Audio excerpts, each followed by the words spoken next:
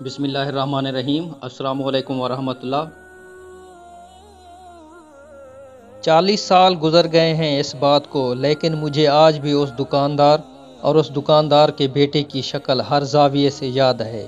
جیسے ہی میرا middle school کا نتیجہ اخباروں میں چھپا، میرے تو پاؤں زمین پر نہیں ٹک رہے تھے۔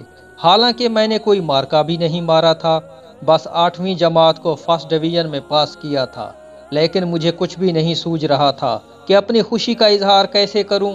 دوسرے دن میں نے منصوبہ بنایا کہ اپنے قصبے سویدہ سے دمشق جا کر سیر کر کے آتا ہوں۔ میرے لیے امتحان میں پاس ہونے کا اس سے بڑا جشن نہیں ہو سکتا تھا۔ میری جیب میں 1 لیرے کا سکہ تھا اور 5 لیرے کا کڑکتا نوٹ۔ میں نے سیدھا بس کے اڈے پر جا کر دم لیا۔ بس والے نے سکے والا 1 لیرہ کرایہ لے لیا، باقی کے 5 لیرے میری جیب میں موجود تھے۔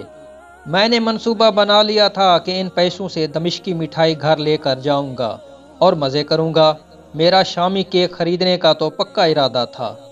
دمشق کے بازار ایک سے بڑھ کر ایک خوبصورت۔ الصالحہ بازار اور الحمیدیہ بازار کی تو کیا ہی بات تھی۔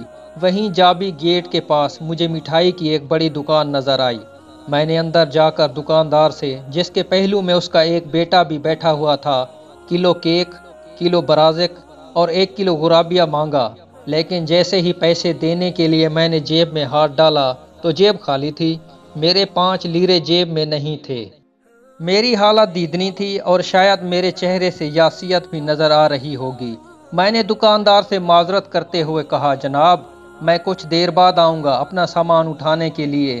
دکاندار نے مسکراتے ہوئے مجھے دیکھا اور کہا، پیسے گھر بھول آئے ہو؟ میں نے کہا، نہیں، پیسے تو میری جیب میں ہی تھے۔ پورے 5 لیرے کا ایک ہی نوٹ تھا۔ کدھر رہتے ہو؟ دکاندار نے پوچھا۔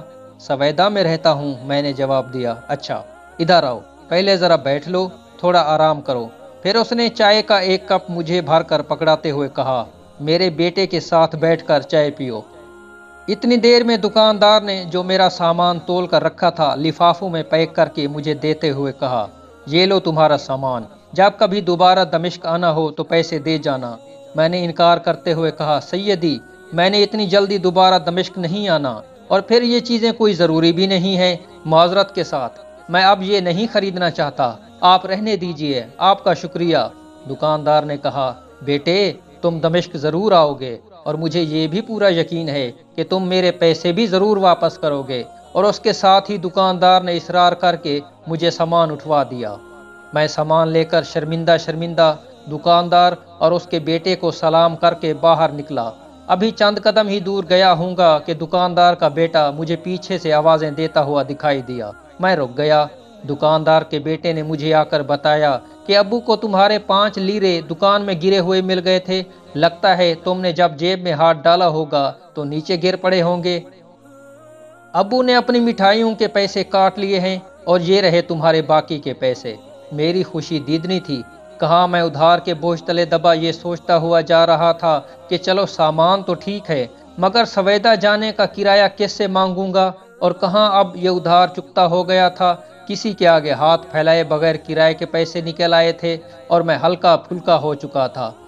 میں نے دکاندار کے بیٹے کا شکریہ ادا کیا، اسے اپنے ابو کو جا کر میری طرف سے شکریہ ادا کرنے کا کہا، باقی کے پیسے جیب میں ڈالے اور اڈے کی طرف چل پڑا۔ گھر جا کر کپڑے تبدیل کرنے کے لیے میں نے جیسے ہی اپنی پرانی والی پتلون پہنی تو مجھے اپنے 5 لیرے کا نوٹ اسی کی جیب میں مل گیا۔ اپنے ابا جی کو سارا قصہ سنایا، وہ سن کر مسکرا دیے اور کہنے لگے، فرزند یہ لوگ شام کے تاجر ہیں، جدی پشتی تجارت پیشہ لوگ، ان کو انسانیت کے سارے معنی اور مطلب آتے ہیں۔ بہرحال 5 لیرہ تیرے اوپر قرض ہے، اپنی امی سے کہے کل پرسوں تجھے میٹھے ڈھوڈے بنا دے، ہماری طرف سے ہدیہ لیتا جا۔ 5 لیرہ قرض بھی اتارنا، ہماری طرف سے شکریہ ادا کرنا اور ہماری طرف سے سلام بھی کہنا۔ اگلے ہفتے میں نے امی سے میٹھی روٹیاں پکوا کر اور 5 لیرہ قرضہ چکانے کے لیے لے کر دمشق کی راہ لی۔ دکاندار نے جیسے ہی مجھے دیکھا ہنس دیا اور کہنے لگا، میں نہیں کہتا تھا کہ تو جلد ہی دمشق واپس آئے گا؟ یہ 1 کلو ہریسہ میری طرف سے واپس لیتے جانا اور سویدہ کے لوگوں کو میرا سلام کہہ دینا۔ آج بھی جب میں کسی تاجر کو دیکھتا ہوں تو دل فوراً نسلی تاجر اور فصلی تاجر کا موازنہ کرنا شروع کر دیتا ہے۔